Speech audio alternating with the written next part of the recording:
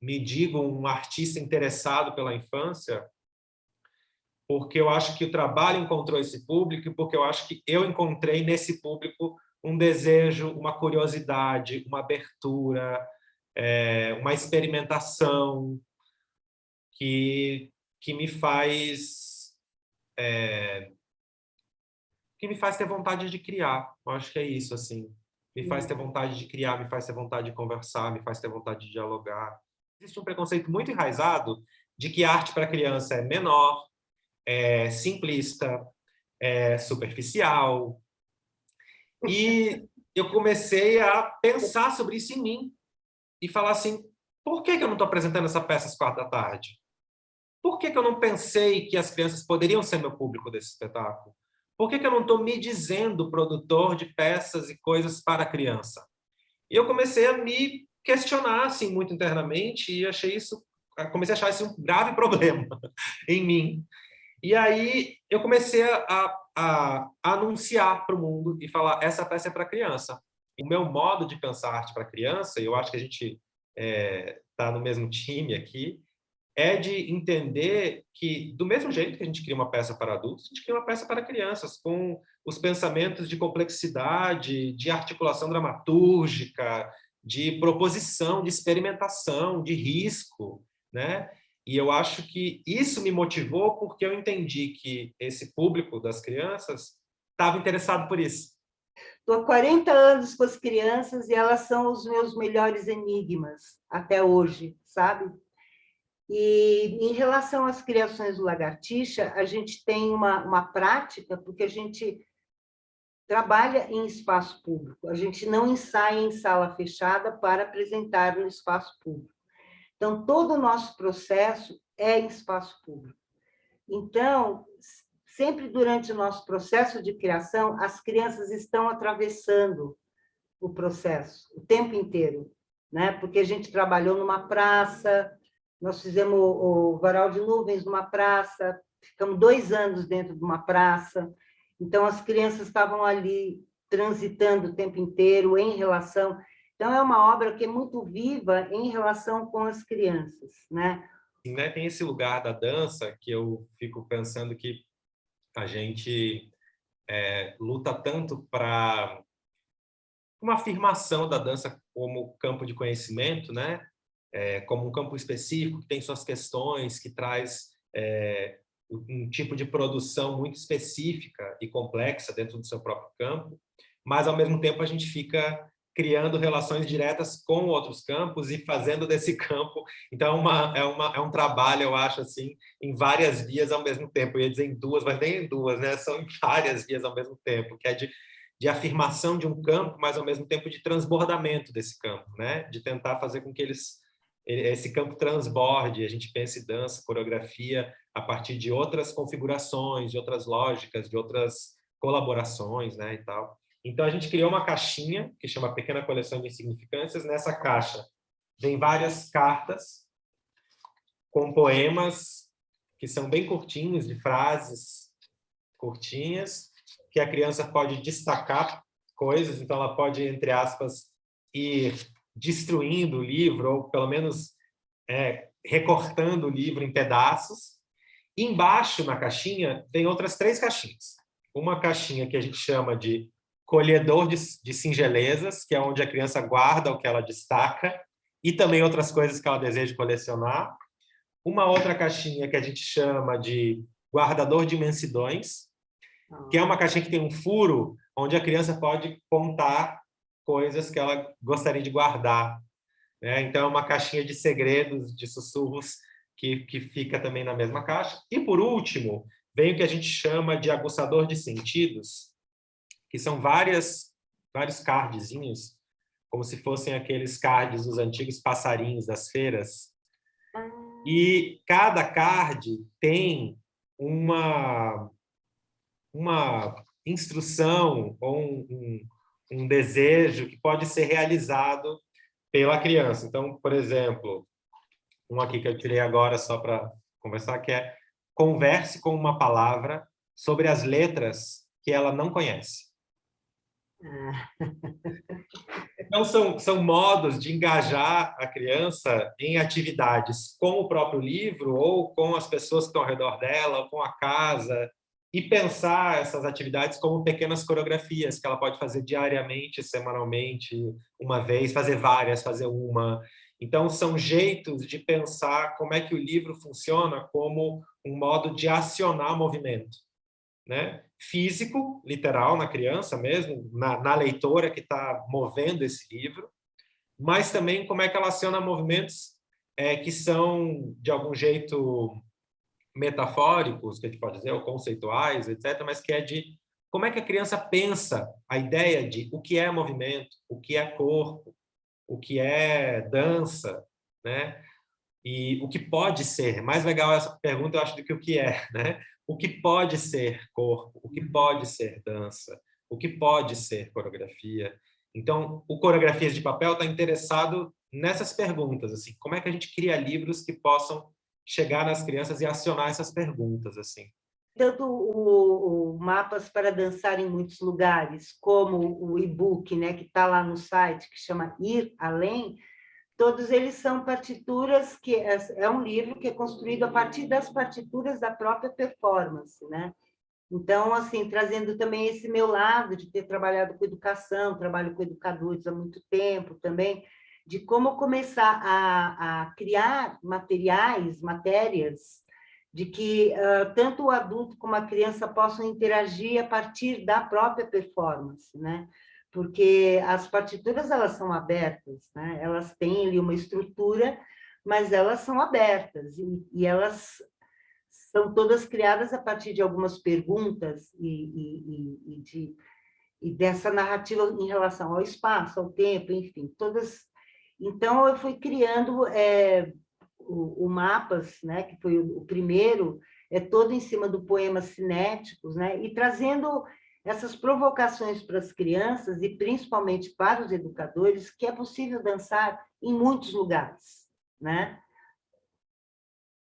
Que não precisa estar trancado numa sala de aula para dançar. Você pode dançar no banco da praça, você pode dançar na calçada, você pode dançar no meio-fio, você pode dançar em cima da árvore, né? Então, é como trazer, provocar esse olhar, né? Para o mundo, onde a gente pode dançar no mundo, né? E não só nesse lugar formatado, né? Quadrado, fechado, de uma sala de aula. Não que a sala de aula também não se transforme em mundos, porque ela também se transforma, mas de como que a dança ela pode estar em muitos lugares, né? Então, por isso que se chama Mapas para Dançar em Muitos Lugares. Eu achei muito bonito, até anotei aqui, né? Que é a sua maneira de dar aula. Eu acho isso uma coisa muito, muito, muito especial, né? Porque pensando, vou puxar um pouco um assunto que, assim, se é a minha maneira de dar aula, qual é a sua maneira de dançar, né? Pensando para esse corpo de uma criança que já tem uma história, que vem de um lugar, que tem uma cultura familiar, social, enfim, muitas coisas, né? Então, quando a gente olha para um corpo de uma criança, a gente tem que ver tudo isso, né? E não me projetar e fazer com que ela seja a minha projeção, né? Eu acho que esse é o grande problema do ensino da dança. Eu acho esse um grande problemão. Eu acho o grande problemão que é quando não se vê quem é esse corpo, não se vê quem é essa pessoinha, essa pessoa que está ali na aula, né? E de que a criança, ela depõe o tempo todo com o corpo, né? Muito mais do que com a sua própria fala. Então, ela está o tempo inteiro depondo. E eu acho que isso é uma conexão muito forte até com o próprio pensamento da dança contemporânea, pensando no depoimento, pensando na contemporaneidade, no que eu sinto, no que eu penso, no que eu faço, né? E eu, nas minhas aulas, que foram durante muitos anos, e por terem sido muitos anos, eu pude ver a transformação dos corpos também, né? De como, quando eu comecei a dar aula, não tinha celular, não tinha computador, né? Então, eram outros corpos, né? E quando eu saí da sala de aula, do ambiente quadrado, e fui para outro lugar, já eram outros corpos, né? Eram corpos que traziam seus depoimentos, como também já manejavam questões midiáticas, né? E que a gente não pode desconsiderar isso. Então, eu vejo, assim, dentro da minha formação, porque eu tenho uma história com a dança que me faz muito...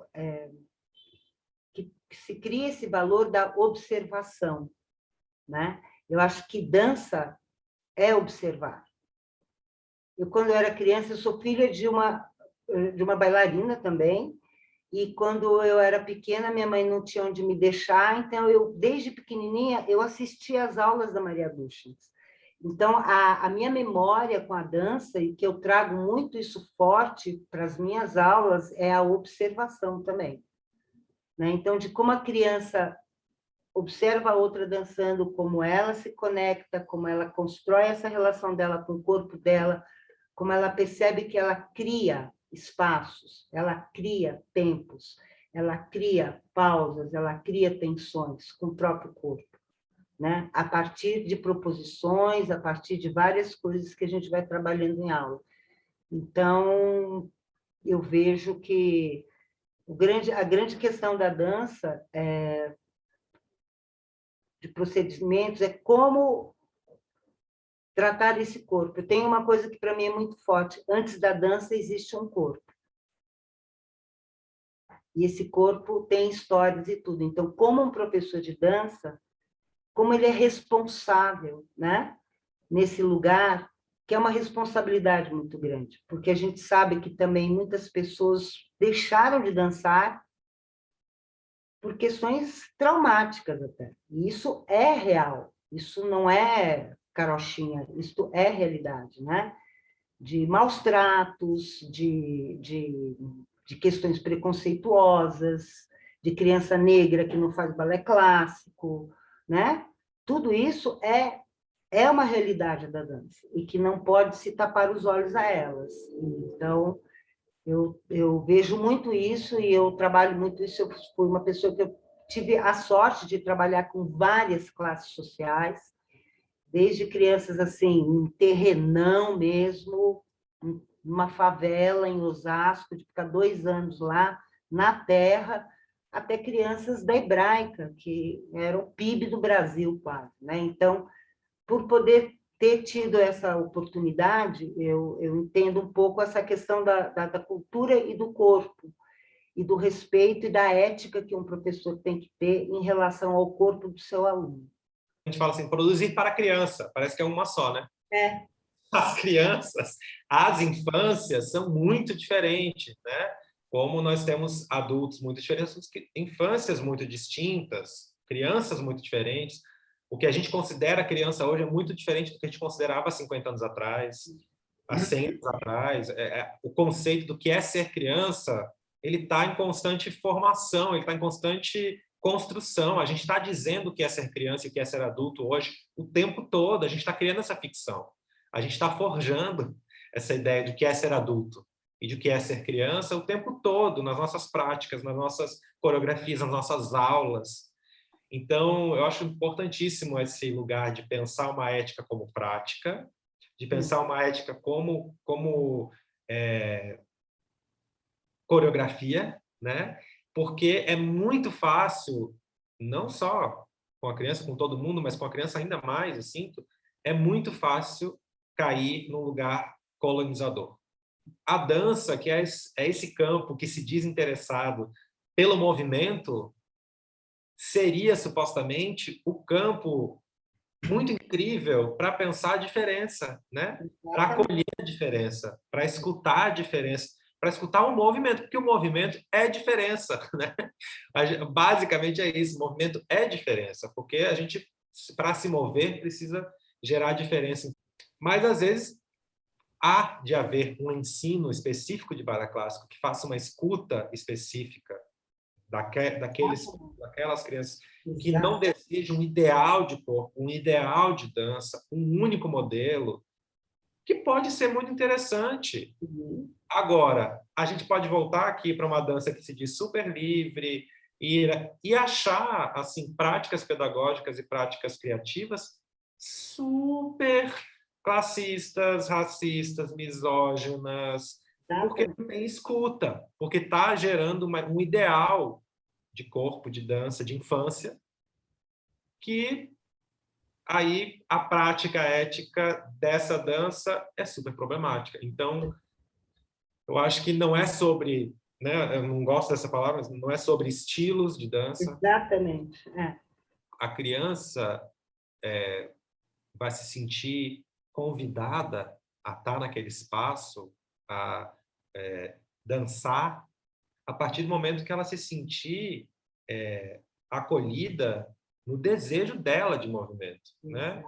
Então, eu preciso, quando a gente fala sobre esse lugar de manter essa liberdade, é de manter a escuta e a abertura para que a criança tenha a possibilidade de estar ali movendo os seus próprios desejos, porque se for para mover o meu desejo aí, de professor, do que eu acho que a criança tem que aprender, do que eu acho que ela deve fazer, do que eu acho que todo mundo tem que atingir, aí a gente começa a se questionar mesmo, porque realmente a gente está produzindo uma dança que, na verdade, será que está mesmo interessada pelo movimento? Porque senão a gente está numa dança interessada por outras coisas, que não são exatamente movimento.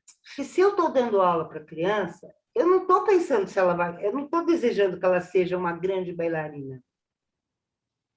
Se ela quiser, é a escolha da vida dela, não sou eu que vai decidir isso. E que dança ela vai fazer, né? Que dança ela vai fazer, entendeu? Que ela faz hoje, que ela vai fazer daqui a 20 anos, sei lá.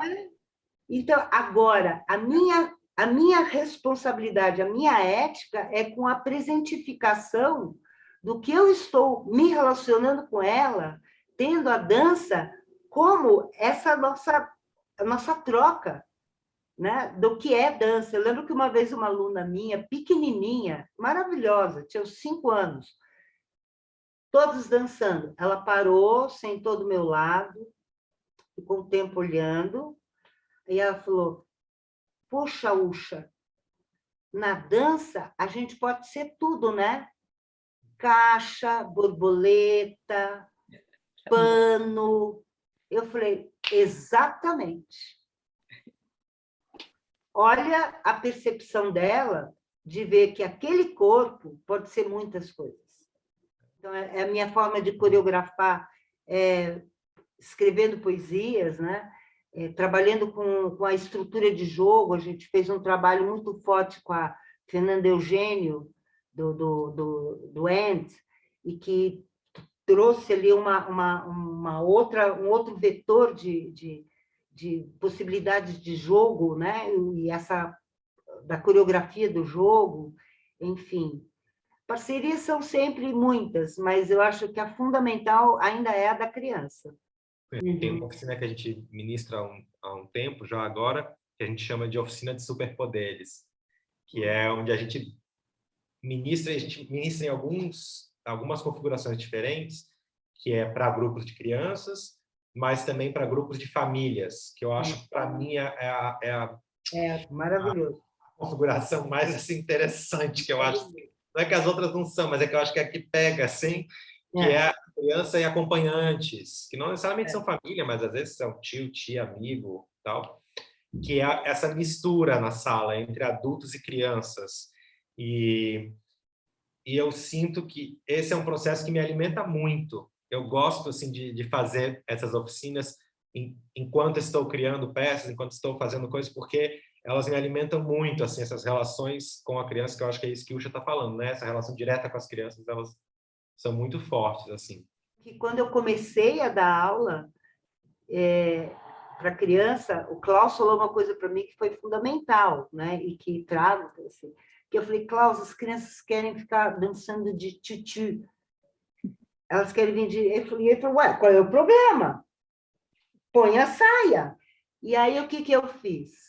eu mandei fazer milhões de saias de piló coloridas que ficavam no estúdio. Então, elas viravam peruca, pata, braço, roupas. Então, assim, por que brigar? Né?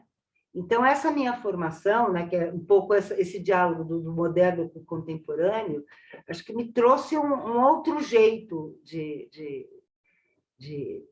ver o corpo, ver a dança, me sentir dança. E eu tirei aqui, ó, 3, que eu falei assim, vou fazer isso para finalizar. Eu tirei 3 cards Ah, para deixar para a gente finalizar do livro, do Pequena Coleção de Significâncias. Que 3 coisas que, se vocês quiserem fazer depois que a live acabar, quem estiver vendo aí em casa, 3 possibilidades para você fazer depois da live acabar. Uma é: abra lentamente a boca e sinta o mundo entrando. Essa é uma. A outra é: capture um instante, possibilidade. E a outra, a última: conte um segredo para sua mão fechada e abra a mão para vê-lo desaparecer.